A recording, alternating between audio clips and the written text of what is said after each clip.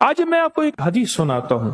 میرے آقا نے فرمایا، سرور کونین صلی اللہ تعالی علیہ وسلم نے میرے حضور نے فرمایا، بندہ جب مرے گا جہنمی ہوگا، جب اٹھے گا جنتی ہوگا. ام عائشہ صدیقہ نے پوچھا رضی اللہ تعالی عنہ نے، یا رسول اللہ یہ کیا ماجرا ہے؟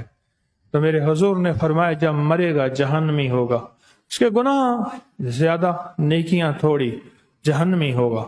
جب اٹھے گا جنتی ہوگا.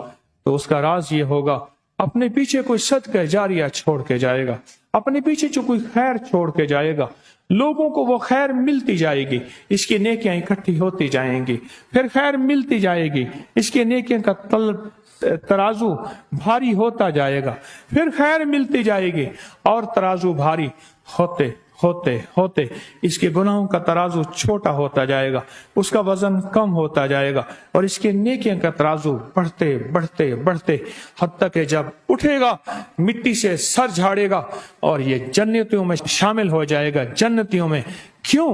صدقہ جاریہ ایسا چھوڑ کے جائے گا، اس کا ترازو بھاری ہوتا جائے گا اور اس کے گناہوں کا ترازو ہلکا ہوتا جائے گا. تسبیح خانہ ایک صدقہ جاریہ ہے. میرا یقین ہے، کیسے؟ جو بھی تسبیح خانے سے نسبت رکھتا ہے، دکھیارے کو کہتا ہے فلاں تسبیح پڑھ لے، یہ آیت پڑھ لے، یہ وظیفہ پڑھ لے، یہ مسنون دعا پڑھ لے، یہ اللہ کا نام لے لے، یہ سارا کا سارا ثواب ہی تو ہے.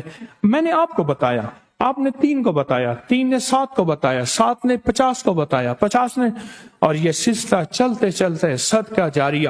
انسان مر جاتا ہے، انسان مٹ جاتا ہے، نشان ختم ہو جاتے ہیں، صدقہ جاریہ ختم نہیں ہوتا. صدقہ جاریہ ختم نہیں ہوتا.